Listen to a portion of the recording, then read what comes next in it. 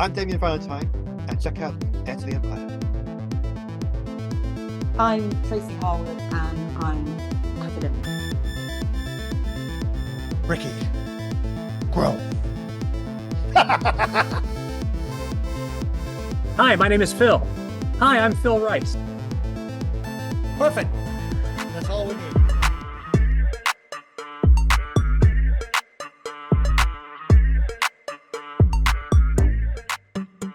Hello, and welcome to our Now for Something Completely Machinima podcast. I'm Tracy Harwood, and I'm joined today by Phil Rice. Hello. Ricky Grove. Yes, sir. And Damien Valentine. Hello there. Hello. Ooh, so suave. So suave, yes.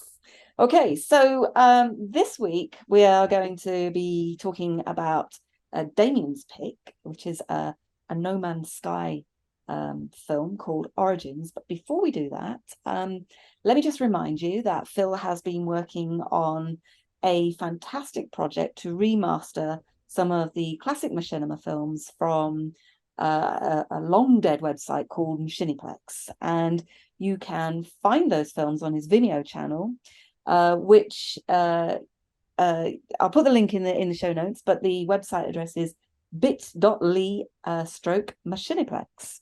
And Phil has also amazingly worked on restoring a film that Hugh Hancock created. I can't remember the year now, Phil. When was Bloodspell originally released? I got it made about 2006-ish? 2007.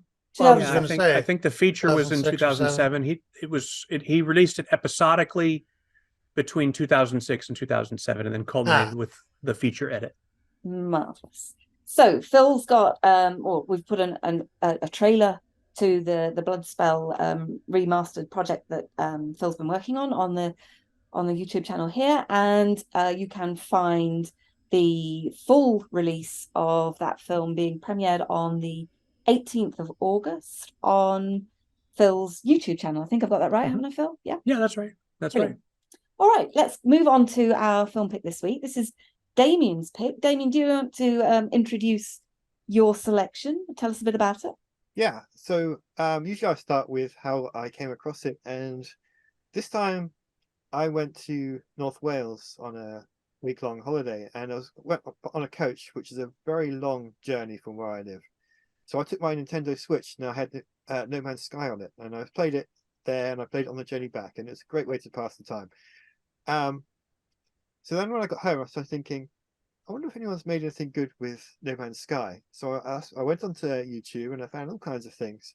And there's lots of videos out there of people making videos to show off the different landscapes and planets and other things that they found. And they're very interesting. Some very stunning shots there. They don't necessarily make the most entertaining videos unless you're a fan of the game and you want to see more of what people have found, because the game is huge. There's no possible way that you're going to see every planet, because there are billions and billions of planets and systems. You'll be very lucky to even encounter something that someone else has discovered, because it's just perhaps too big than it really needs to be. So every single person playing it's going to have a very unique experience of what they find, and people obviously want to show off that. Then I came across Origins, which does have a bit of showing off what the creators found, but he does more with it. There's more things happening, and the spaceships flying around, and he kind of gives this feel of exploring these environments, not just standing there. And he kind of shows off a little bit more detail about these worlds that he's discovered in his journey through the game. And I had looked through some of his other videos, and the other thing that really impressed me was it's about a 5-6 minute long video. It's a tutorial showing how he makes these videos, and he made the process very simple to understand. Who is the person you're referring to? Oh yeah, should mention that, shouldn't I? His name is Evil Dr. Porkchop. Evil Dr. Porkchop, yes! Ricky, I had a feeling you're going to enjoy his name. Thank you. So yeah, he put together this other video it's kind of he calls it how to make cinematic videos in No Man's Sky photo mode. Because the game does have a photo mode that you can use to take screenshots, and obviously he's figured out how to to make videos with it, which is, again, Fantastic. a lot of time. And he makes the process seem really simple that anyone playing the game can do it, which I think that's a really good guide to make, because he explains it perfectly in 5 minutes. You don't need anything else. And he even explains how to capture the footage into video, so you can edit it in your video editing tool of choice. So I thought that was really good. So what do you guys think? The title of it is Origins, a No Man's Sky cinematic trailer. Yeah. And it's a trailer for an update called Origins in No Man's Sky. No, I think the film itself is just called Origins, and he wants to make it as a trailer for the game. It's a fan-made trailer for the game. For the game. Yeah. It's funny because when I first watched it, obviously it's beautiful. It's got some marvelous cinematics in it, but I was annoyed by the fact that it doesn't have any real story or drama in it. And I had developed this long criticism of it, just like, the grumpy guy criticism. And I started to realize, well, you can't legitimately criticize it for not doing what you wanted it to do. You know what I mean? Like, I want it to be this kind of film, but it's not. It's another kind of film. So I'm going to not criticize the film based on that. I'm going to criticize it for what it is. And what it is very attractive and interesting sort of travelogue amongst the various environments that shows the kind of scale of the character. I love those little shots of the little man and the massive world that it was in. It creates such an immense sense of the vast distance. Having played the game, I enjoyed it very much, and it is just like that. You suddenly discover a planet, you go down and you explore it. I think it's for what it tries to be, which is a trailer for the game. It achieves it brilliantly. And there have been many new updates to No Man's Sky that fix a lot of things and make adjustments to it, and all of those come out in this trailer. So I for what it is, I enjoyed it a lot, and I'm really glad to hear that he's making tutorials, because then you could use those tutorials to make something that I want the film to be. Yeah. Make a drama out of it. You know what I mean? But anyway, it was that too. It was a cool choice. Phil, do you want to go next?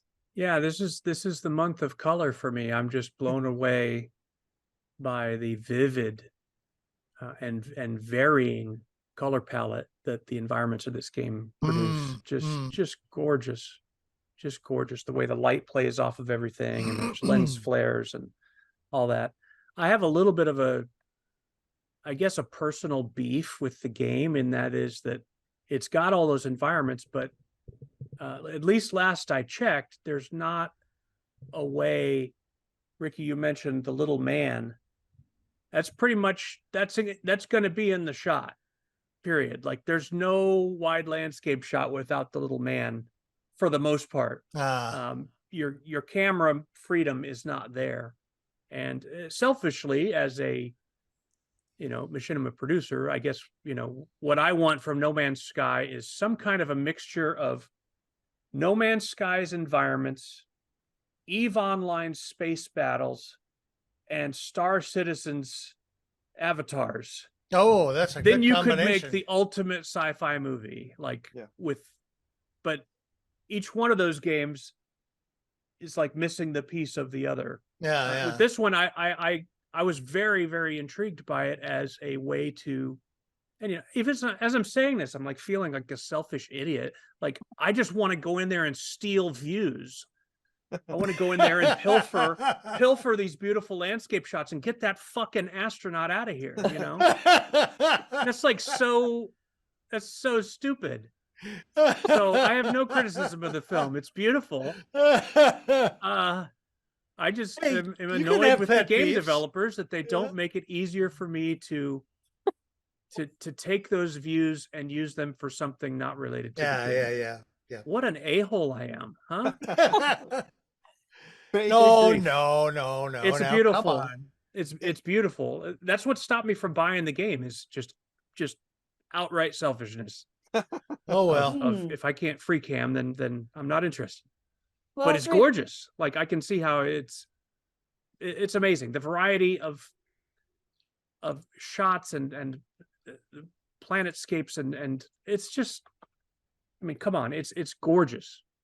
It's worth, the game is worth all the hype that it gets, which is largely that. Yeah. Largely for just the visual wow factor. Oh, it deserves every bit of praise it gets. Which is what the gameplay is. Yeah. Basically wandering around and looking at things, flying to different places. I mean, you can do construction and interactions and things like that, but that's not the main source of wonder. Walking Right. around and just looking at these wonderful things is what it's about. Too bad they don't make it easier for you to have a free cam. That's a legitimate complaint.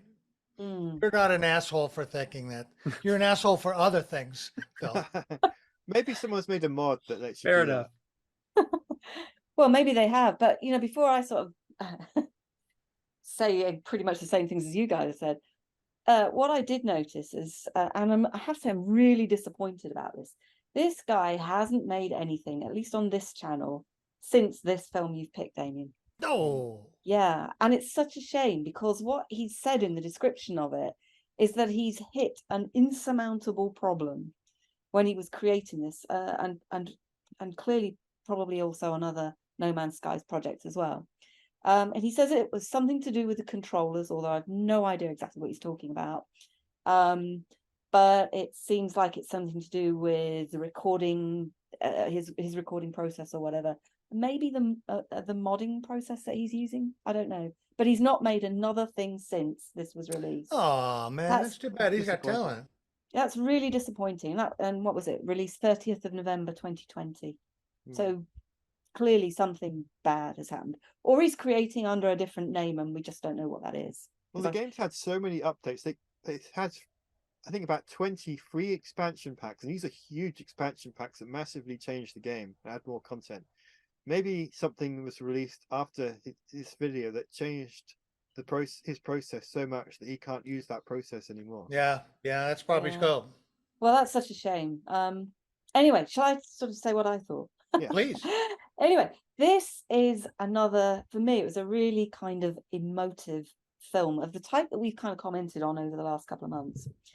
This one is not so much about the story for me as the feeling of being in this, well, it's just an incredibly beautiful and colourful world. And I say world, but actually it's more like what we're seeing is a universe.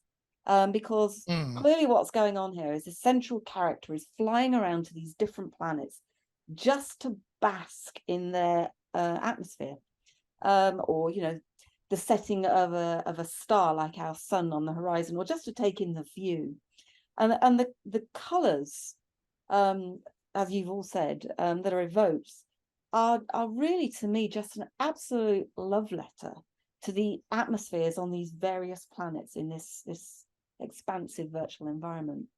And it's really the colors and the process of seeing the character standing on the edge and just taking it all in that's kind of overwhelming and evocative. I don't know whether it's what it captures is the sadness to be leaving or just the awe from being you know, in the presence of the great beauty that's viewed, that kind of drives the emotional sort of sensation that it evoked in me, I think. Perhaps but both.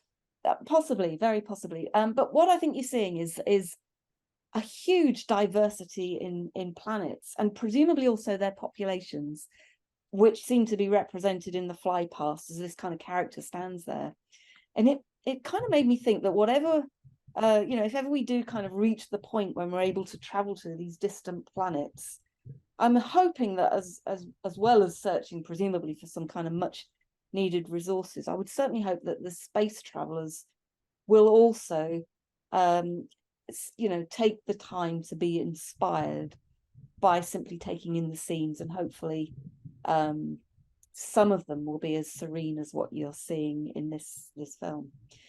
So I think there is a story here, and I guess what it is this sense of this film, in the film of a great kind of journey, maybe an adventure, like you call it a travelogue. I think it's a travel adventure, like it's man's destiny to see these worlds, and this man in particular to seek out these kind of new places. Although the film suggests he never really finds a place to call home. As I was going down that line of thought, I was thinking, God, am I sounding like a Star Trek? Maybe I am. I don't know. But that's well, see, I'd like to add some drama, like the ship runs out of gas or something, you know? Yeah, but that's just an excuse to stay on that planet a little bit longer. And I just think this guy's on, you know, he's searching for something. He seems to be just continually going to, you know, to seek out these experiences, explore. I don't know. Anyway, the other point I'll make is about the music, because I think it's the music that kind of drove that kind of evocative feeling in me. The music's called Rebirth, Overtone by Confidential MX, and it was composed by a guy called John Samuel Hansen, and it's actually really beautiful just to listen to it. I'll put a link on it too, because you can just sort of sink into it. It's gorgeous. But the group Confidential MX is actually very experienced at creating these kind of majestic musical compositions, because if you take a look at their website, you'll see that they've done some of these incredible cinematic sort of sound pieces to some of the biggest movies we've ever seen in recent years. So for me, this is another great pick, Damien. Really enjoyed it. Thank you very much. Oh, you're welcome. I'm glad you all enjoyed it. And of that experience of sadness about leaving, I get that many times in the game, because I'm on a planet and I just really like the way it looks and I'm enjoying exploring it. I know that I've run out of things to do on the planet, but I don't want to leave because it's just such an interesting place to be. Yeah. So I kind of have to really force myself to leave, especially in the early days. But now that they've added things where you can leave a marker, so you can, and when you're looking at the galactic map, you can see somewhere you've been. So if you want to go back, you can find it easily. And the base building feature they added at some point. Again, that shows up on the map. So if you build a base on the planet you really like, it makes it very easy to just teleport back there. So you don't have to travel all the way along. Which I think it's good that they've done that. So here's a question for you then. Did Star Trek have a virtual fridge map of all the places that they've been? Yes. Actually, I think it's in Star Trek. Yeah, Star Trek Generations. They have this. It's on the Next Generation Enterprise, but obviously they got a movie budget, so they can do more than they could do on a TV show. They built this new set, which is the stellar cartography maps. You've got a little platform that comes out with a computer console on it, and in the film you've got Data sat at the desk and Picard standing next to him, and they've got this huge map of the galaxy, and they can zoom in and look at different planets and see what's there. So obviously someone's had to be there and scan it and explored it, because they're trying to track down the villain of the series and work out where he's going to go next. And so they use this map feature to work out where he's going to be, because he's following this anomaly that's traveling through their part of the galaxy. So they've got this line showing where it's going to be, and if he blows up this star, it'll change its course. And so they kind of got that room, and the implication is every starship's got that, but they probably don't have the budget on their TV shows to actually show it. Yeah. So maybe there's a little bit of a love letter in this to Star Trek as well. Yeah, I expect so. I've got a question to ask our listeners and viewers. If you are a person who plays No Man's Sky or creates machinima in it, can you contact us and let us know what's going on with the tools that you use? Because I don't think they really, I've been able to find a lot on it. So if you know, contact us and talk@completelymachinima.com and share your experiences or ideas or point us towards links and things like that. Because I remember when I played No Man's Sky when it first came out and loved it.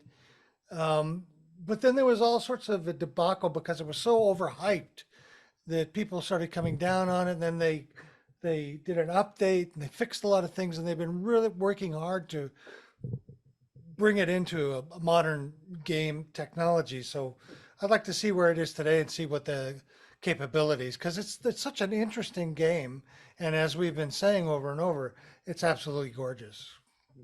Absolutely gorgeous. Well, and honestly, real quick, Ricky, I came up with a narrative idea that we could do. Maybe you and I could produce it together in No Man's Sky, but basically it would be two astronauts, and they're traveling to all these different worlds, and one of the astronauts is like a world-class, stellar photographer, just documenting these worlds. The other astronaut keeps stepping into the frame And every time he ruining wants to the take a picture. ruining It's the like, get shot. out of the shot, and it ends in murder. It's kind of like it would be filmed kind of like The Lighthouse. Oh, Ooh. Remember that black and white movie, The Lighthouse? But it would be this, and ultimately they're driven to madness, and one of them, I don't know, it's a whole thing. I I think it could volunteer. work. There is I a multiplayer. volunteer. There is a multiplayer mode in the game now, so Oh, you no. can play with your friends and explore. So you would be able to do that. this Please isn't contact me. I would like to work on that, Phil. this isn't the game where I was saying, who on earth would want to visit a universe scale game and all the planets in it, is it? This isn't that Yep. game, is it? It is that game. Oh my God. Oh, when we talked about the size of the world maps or whatever. Yes, in games, yes. yeah, this one was up Yeah. there. Yeah. Right. There was a couple. Hey, I wanted to mention to you really quickly before we close is that I had an encounter with a friend of my wife, Lisa's, who was an old high school friend who contacted her, and we went out and had dinner together. And they had a couple friends with them, and they asked me what I did. And one of the things I said was, well, I do a podcast on machinima. And they said, well, what's machinima? So I had the opportunity to actually try to explain what machinima was, and the woman got it. She goes, gosh, I've just never heard of anything like that before. That's just fascinating idea. Which I found to be pretty cool, That's Yeah. cool. What a cool moment. Yeah. I think that's my life every day Yes. as a researcher. What do you do? Anyway, that's it for this episode. Thanks for joining us. I'm Tracy Harwood. Today you've been joined by Ricky Grove, Phil Rice, and Damien Valentine. And No Man's Sky. No No Man's Man's Sky. No Get out of Man's the Sky. shot. Get out of the shot. I know which character I want to play. see you next time. Bye. Bye. Bye.